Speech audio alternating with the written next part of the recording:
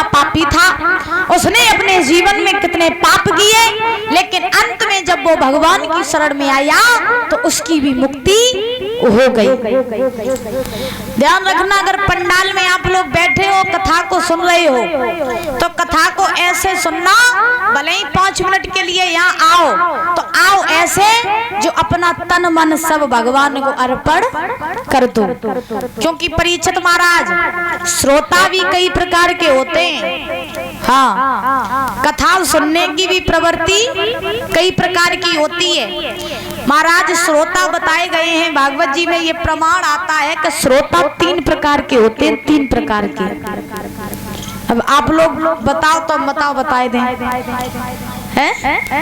हाँ, श्रोता 3 प्रकार के होते हैं। अब आप बताएं कौन कौन से। एक होता है श्रोता, एक होता है सरोता, और परीक्षित महाराज एक होता है श्रोता। ये 3 प्रकार के होते हैं श्रोता। अब आप पूछोगे कि इनमें अंतर क्या क्या है, तो महाराज हम अंतर भी बताएं कि श्रोता वो होता है कि घर से चले और चल के मन में विचार बनाया कि पंडाल में गांव में भागवत हो रही है, चलो वहां पर चल के बैठेंगे चल के। तो महाराज वो व्यक्ति घर से विचार बना करके आया, पंडाल में बैठ गया, और बैठ करके कभी आप लोगों ने ये बात नोटिस भी की होगी कि कथा पंडाल में आओ या कहीं सत्संग में जाओ, कहीं भी जाओ धर्म के काम में, वहां नींद पहले आने लगती है। कभी भी देखा हो, नींद पहले आने लगती। तो महाराज विचार किया कि पंडाल में बैठेंगे चल के भागवत सुनेंगे, लेकिन आए तो भागवत सुनने के लिए, तो महाराज खम्मा को सारा ले लो, बैठ गए। अब जो बैठे तो कछु देर तो सुनी, और कछु देर जब मन नहीं लगो तो महाराज नींद आने लगी, और जब नींद सताई सोई आराम से खम्मा को सारो लेके सोई गई। अब जब कथा पूरी भई तो जब पंडित जी ने जयकारा जोर से लगवाया, बोलिए गोविंद भगवान की, सोई उनकी आंख घबराए के उठे। पड़ोस वाले तो पूछ रहे क्या भैया कथा हो गई? हाँ, पड़ोस वालों बोलो हाँ हो गई, लेकिन तुम कहाँ थे? क्या करें भैया ने आंख लग गई सोए गए। ये होते हैं श्रोता। अब सरोता कौन होते हैं? सरोता वो होता है कि घर से चले और मन में विचार बनाया कि गांव में भागवत हो रही है और कोई बिटिया कथा कहवे को आई, तो चलो चल के वह बिटिया को जब देखे कि देखे गोरी है, काली है, शकल सूरत की कैसी है।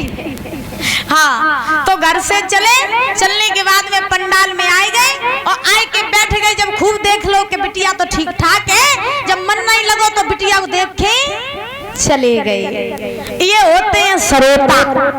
अब 2 हो गए, एक बच्चा श्रोता। श्रोता कौन होता है?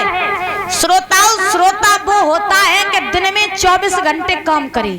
मैया दिन में 24 घंटे काम करे और 5 मिनट के लिए अगर पंडाल में आए तो यहाँ आ करके ऐसे बैठ जाए कि अपना तन मन सब भगवान को अर्पण कर दे, वो होता है सच्चा श्रोता। और जो श्रोता बन करके रहता है वही कलयुग से पार होता है। ध्यान रखना मेरी बात को।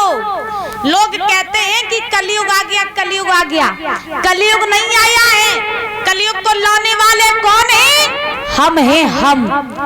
अच्छा, आप लोग दिमाग लगाना, ध्यान से समझना कि लोग कहते हैं कि कलयुग आ गया है और कलयुग में पाप हो रहे हैं। अच्छा जब बताओ कि पापों को करने वाला कौन है?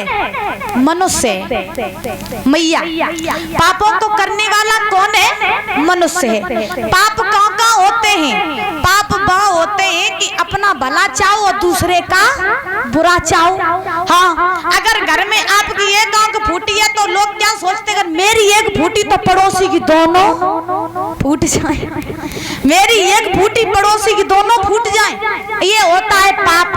अब मनुष्य शराब पीता है तो जो शराब पीता है वहां पर कलयुग का वास होता है। जब हम खुद में ये ठान ले कि हम शराब को हाथ तक नहीं लगाएंगे तो शराब का चल के मेरे पास है।